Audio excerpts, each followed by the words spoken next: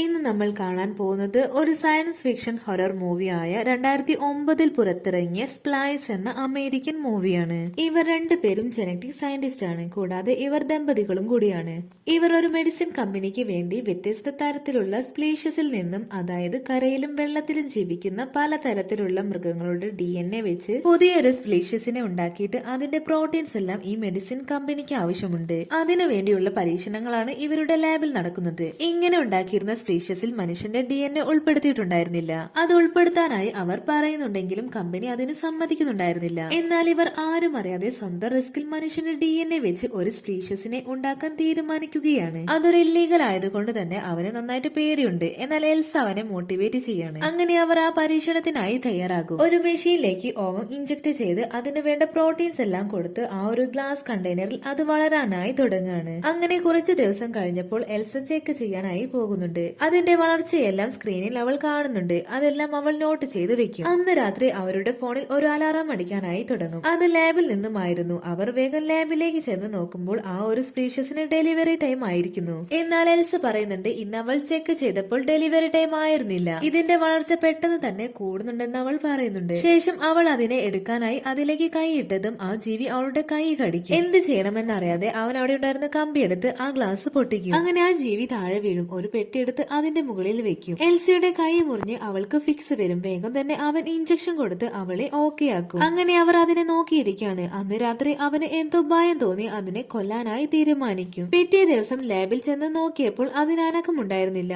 എന്നാൽ അതിന്റെ ഉള്ളിൽ നിന്നും എന്തോ ഒന്ന് ഇറങ്ങിപ്പോയിട്ടുണ്ട്. അത് ആ ജീവിയായിരുന്നു. ലാബിന്റെ പല ഭാഗങ്ങളിൽ നിന്നും എന്തോ ശബ്ദം കേൾക്കുന്നുണ്ട്. പെട്ടെന്ന് ആ ജീവി എല്ലാം തള്ളിയിട്ട് അവളുടെ അടുത്തേക്ക് വരും. അവൻ ഗ്യാസ് ഓൺ ചെയ്യാമെന്ന് പറഞ്ഞ് അവളോട് പുറത്തേക്ക് പോകാനായി പറയുന്നുണ്ട്. എന്നാൽ അവൾ പോകാതെ അതിനെ അവളുടെ അടുത്തേക്ക് വിളിക്കും. അത് പതുക്കെ അവളുടെ അടുത്തേക്ക് വരും. എന്നാൽ അവനെ കണ്ടതും പേടിച്ചത് മാറിപ്പോകും. അവൻ അവളെ വഴക്ക് പറഞ്ഞ് അതിനെ മയക്കാനുള്ള ഗ്യാസ് തുറന്നുവിടും. എന്നിട്ട് അതിന്റെ എക്സ്റേ ഒക്കെ എടുത്തു നോക്കാണ്. അതിന്റെ വാലിന്റെ അറ്റത്തായി ഒരു മുള്ളുണ്ട്. അത് അതിന്റെ സ്വയം രക്ഷയ്ക്ക് വേണ്ടിയായിരിക്കും എന്നൊക്കെ അവർ പറയുന്നു. കൂടാതെ ആ ജീവിയുടെ വളർച്ച മിനിറ്റുകൾ കൊണ്ടാണ്. അതുകൊണ്ട് തന്നെ അതിന്റെ ലൈഫ് സൈക്കിൾ ഉടനെ തന്നെ കഴിയും. അതുകൊണ്ട് ഇതിനെ വെച്ച് നമുക്ക് ചെയ്യാൻ പറ്റുന്നതെല്ലാം ചെയ്യാമെന്ന് അവൾ പറയും. അങ്ങനെ അവർ അതിന് ഫുഡ് കൊടുക്കാൻ ശ്രമിക്കുന്നു. എന്നാൽ അത് കഴിക്കാതെ എല്ലാം തുപ്പിക്കളയുകയാണ്. പെട്ടെന്ന് അത് താഴെ വീഴുമ്പോൾ എൽസിയുടെ കയ്യിലുള്ള ഷുഗർ ബോൾസും താഴെ വീഴും. അത് കണ്ട ആ ജീവി അത് പെറുക്കി തിന്നുകൊണ്ടിരിക്കുകയാണ്. അപ്പോൾ അവർക്കൊരു കാര്യം മനസ്സിലാകും, അതിന് മധുരം ഇഷ്ടമാണെന്ന്. അങ്ങനെ അതിന് കൊടുക്കാൻ കൊണ്ടുവന്ന ഫുഡിൽ കൂടുതൽ ഷുഗർ ചേർത്ത് അതിന് കൊടുക്കും. അത് ആർത്തിയോടെ അത് മുഴുവനും കഴിച്ചു തീർക്കും.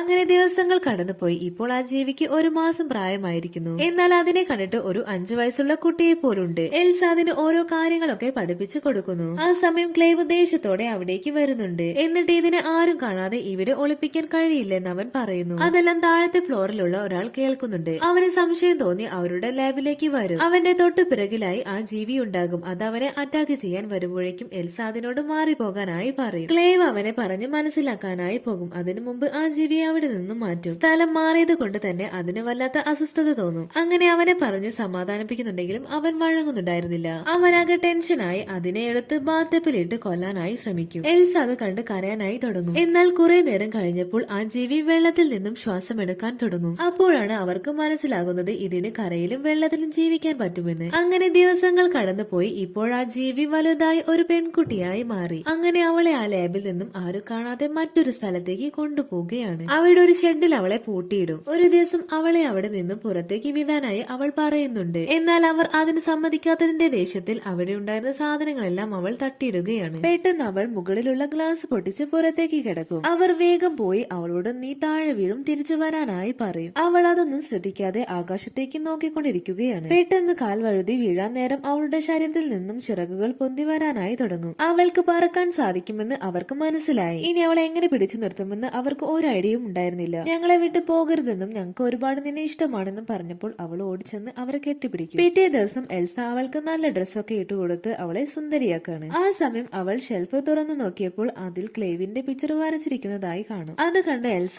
എന്റെ പിക്ചർ വരച്ചിട്ടില്ലേ എന്ന് ചോദിക്കുന്നുണ്ട്. അവൾ വേഗം പിക്ചറൊക്കെ വാങ്ങിക്കൊണ്ട് ഓടി പോവുകയാണ്.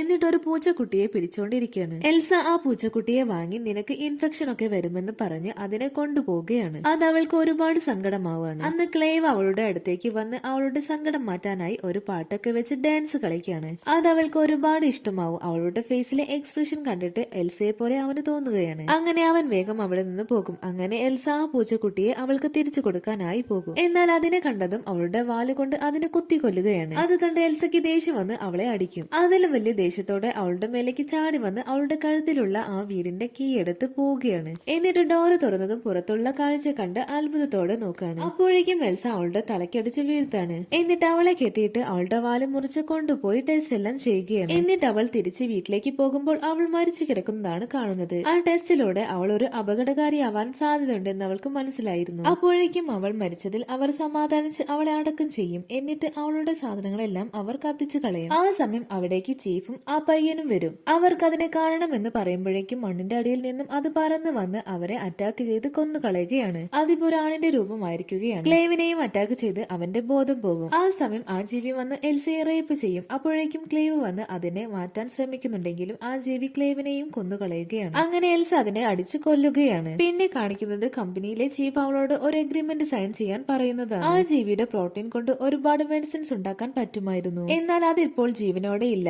എന്നാൽ അതിന്റെ കുഞ്ഞ് എൽസയുടെ വയറ്റിൽ വളരുന്നുണ്ട്. അതിനെ അവർക്ക് കൊടുക്കാനായി എഗ്രിമെന്റിൽ സൈൻ ചെയ്യാനാണ് അവർ വന്നിരിക്കുന്നത്. അങ്ങനെ അവിടെ വെച്ച് ഈ സിനിമ അവസാനിക്കുകയാണ്. സിനിമ ഇഷ്ടമായാൽ ലൈക്ക് ചെയ്ത് ചാനൽ സബ്സ്ക്രൈബ് ചെയ്യാൻ മറക്കല്ലേ.